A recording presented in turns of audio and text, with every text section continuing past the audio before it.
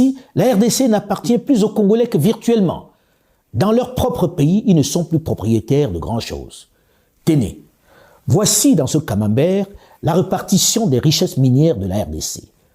Comme vous le voyez, 70% de ces minerais stratégiques appartiennent directement aux firmes étrangères. C'est elles qui les exploitent et les vendent sur le marché international. C'est elles qui spéculent avec ces réserves sur les marchés financiers.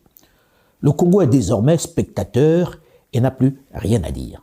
Ces entreprises, elles ont pris nos gisements, elles sont allées les donner en garantie à des banques étrangères et elles ont emprunté. Au lieu d'amener des capitaux qu'on nous avait promis, c'est des prêts qu'on nous a amenés à des taux qui dépassaient 10% alors que nous savons qu'ils les avaient à 2 ou 3%. Dont les entreprises à qui on a donné les concessions sont allées gager les mines du Congo auprès des banques. Et ont emprunté alors qu'elles devaient amener des capitaux.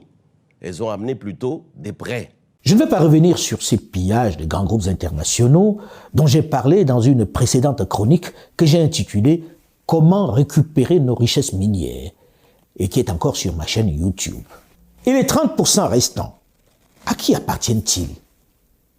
Ceux qui théoriquement ont échappé à l'appétit vorace de ces firmes, ce que l'on appelle l'industrie artisanale, qui en bénéficie?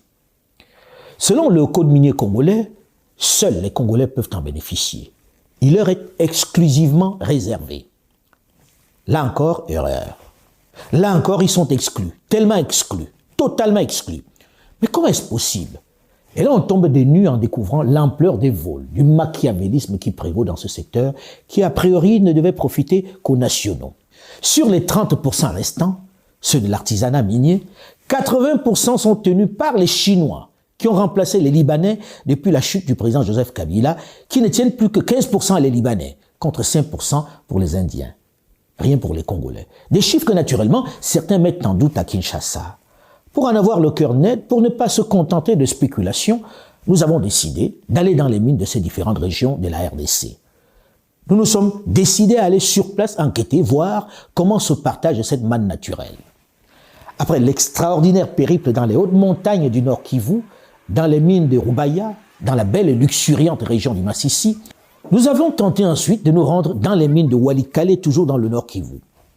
Figurez-vous que malgré la présence dans notre avion des autorités locales, notamment des députés nationaux, du président du conseil d'administration de la puissante GECAMINE, des administrateurs de la FEC, la Fédération des entreprises du Congo, malgré l'autorisation donnée par la présidence de la République, tenez-vous bien, la société américaine Alphamine, propriétaire de Bézi, à Walikale, producteur d'étain et de cassitérite, nous a clairement dit qu'il n'acceptait pas que nous venions chez lui. Pas question de venir fouiller dans ses affaires. En plus, c'est lui qui possède l'aérodrome, le seul dans le coin. C'est dire la puissance de la firme.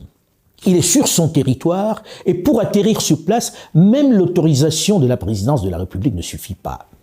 Allez donc déterminer les quantités d'or et de coltan qu'il y produit. Allez donc savoir ce qu'il fait dans sa propriété, puisque l'autorité n'y a pas accès. Une discrétion qui accrédite la thèse selon laquelle il y extrait le minerai rare, très rare de nobium, celui nécessaire à la stabilisation des fusées. Circuler, il n'y a rien à voir. Il n'a d'injonction à recevoir de personne. Congo dit panda. Bref, de guerre lasse, nous avons capitulé et figurez-vous que nous sommes là dans la région du Nord Kivu qui est en état de siège, avec un gouverneur militaire. Impossible de le faire plier. Il est le roi sur place, n'en déplaise à ceux qui parlent de souveraineté du Congo. Nous avons ensuite mis le cap sur le sud Kivu en empruntant le majestueux lac Kivu et ses paysages à vous couper le souffle. Malheureusement, dans ce décor de rêve, nous avons croisé des esclaves des temps modernes dans les mines de Luhihi, dans le territoire de Kabare, dans le sud Kivu.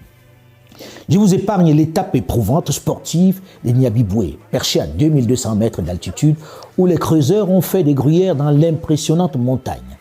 Un vrai supplice. Mais le plus fort dans cette aventure était l'étape suivante. Une fois à Bukavu, la capitale de la province du Sud Kivu, nous avons décidé de partir vers les mines d'or de Kamituga. En raison de l'insécurité sur les routes, nous avons choisi l'option d'un petit avion. On se retrouve à l'aéroport de Bukavu. Là, nous sommes à l'aéroport de Bukavu. Pour aller sur une mine du Congo, il faut l'autorisation des Chinois. Ça veut dire que il existe un territoire chinois dans ce pays, la RDC. Un territoire chinois tout simplement parce que personne ne sait ce qu'on produit dans ces mines-là, personne ne sait les quantités de minerais que l'on sort dans ces mines-là. Personne ne sait ce qui se passe dans ces camps-là, dans ces mines-là. Ils déclarent ce qu'ils veulent, mais c'est classé en mine artisanale. Dans les statistiques des mines que l'on présente, personne ne peut dire ce qui sort des mines chinoises. Les compagnies occidentales qui ont acheté ici il y a quelques années, qui ont signé ici il y a quelques décennies, les ont toutes vendues.